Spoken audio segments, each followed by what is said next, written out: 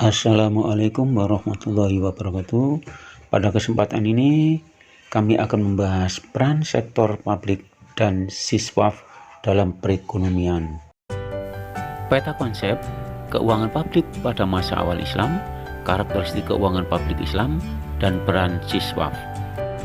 Keuangan publik pada masa Rasulullah SAW, sumber penerimaan publik pendapatan utamanya berupa ghanimah, zakat dan usur, fa'i, karas, dan sisyah.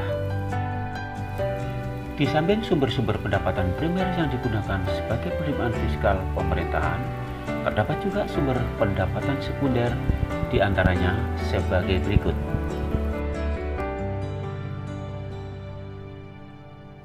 Sedangkan lembaga keuangan negara pada masa Rasulullah SAW seperti di bawah ini.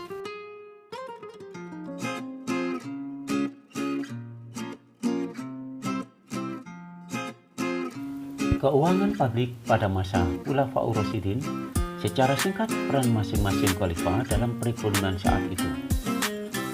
Yang pertama, kekhalifaan Abu Bakar As-Siddiq, masa kekhalifaan Umar bin Khattab. Berikutnya, masa kekhalifaan Utsman bin Affan.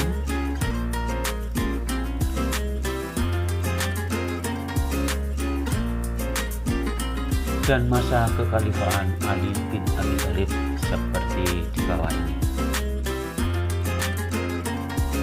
Karakteristik keuangan publik Islam, prinsip-prinsip nilai syariat.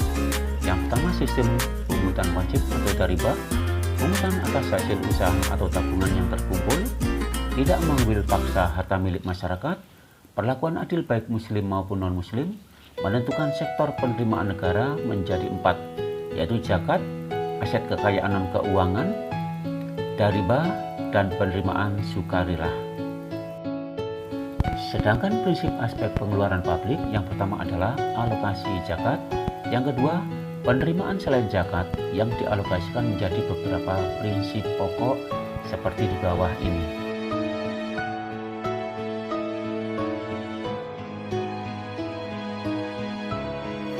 Karakteristik keuangan publik Islam, pungutan wajib selain zakat hanya diberikan kepada golongan kaya, pungutan berdasarkan hasil usaha tabungan, tidak ada paksaan, keadilan perlakuan antar penganut agama, alokasi disesuaikan.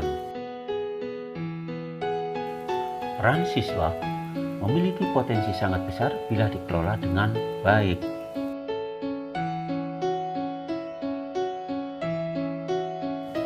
Untuk prinsip pokok pengelolaan dana publik, tata cara pengelolaan zakat dan wakaf dengan tujuan utama seperti di bawah ini. Perbedaan zakat, infak, sedekah, dan wakaf. Zakat merupakan kewajiban harta yang spesifik, memiliki syarat tertentu, batas tertentu, dan waktu tertentu. Infak, yakni pengeluaran harta secara umum untuk kepentingan diri sendiri, keluarga, dan masyarakat. Sedekah memiliki makna yang lebih luas. Ia bisa berupa infak, zakat, atau kebaikan non-materi. Adapun wakaf, harta yang sukarela diserahkan kepemilikannya oleh seorang muslim untuk digunakan kemaslahatan umat. Selanjutnya, perhatikan perbedaan antara zakat dan siswaf berikut ini.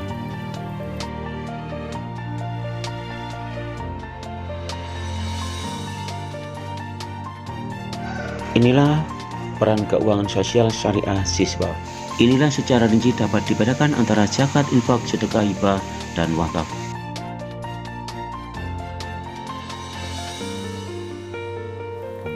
Apa yang diinginkan Islam terhadap dampak riba?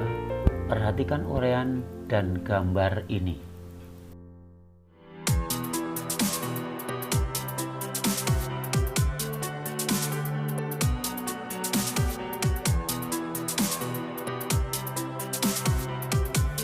Inilah 20 negara dengan tingkat suku bunga yang rendah. Mustahik zakat atau golongan penerima zakat. Di sini ada 8 golongan, yaitu fakir, miskin, hamba sahaya, fisabilillah, amil, mu'alaf, gorim, dan ibnu sabil. Peran pemerintah dalam pengelolaan zakat dan wakaf Pertama sebagai regulator, yang kedua sebagai motivator, yang ketiga sebagai fasilitator, yang keempat sebagai koordinator.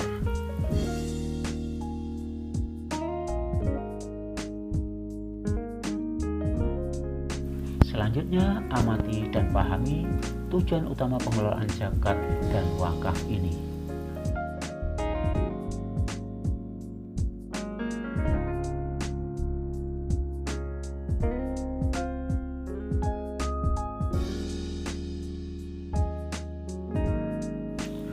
Begitu juga apa yang dilakukan untuk mencapai tujuan utama pengelolaan zakat dan wakaf.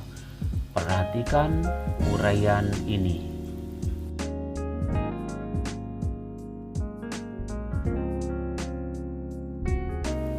Marilah kita pahami apa itu ghanimah, zakat dan usr,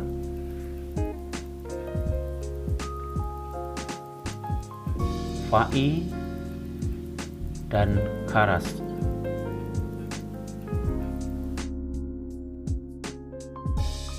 Inilah ketentuan perhitungan zakat. Yang pertama adalah zakat emas, yang kedua zakat barang dagang, yang ketiga zakat hasil panen, yang keempat zakat mineral, yang kelima zakat harta karun, yang keenam zakat harta ternak, yang ketujuh zakat rumah atau kendaraan yang disewakan. Untuk menambah wawasan materi, marilah buka link video siswa dan link flipbook bahan ajar ini. Inilah Indonesia sebagai peringkat pertama World Giving Index 2020 dan Pemudalah sebagai ujung tombak pengentas kemiskinan. Inilah salah satu yang dilakukan oleh AGI, peduli dan selalu berbagi. Semoga bermanfaat. Wassalamualaikum warahmatullahi wabarakatuh.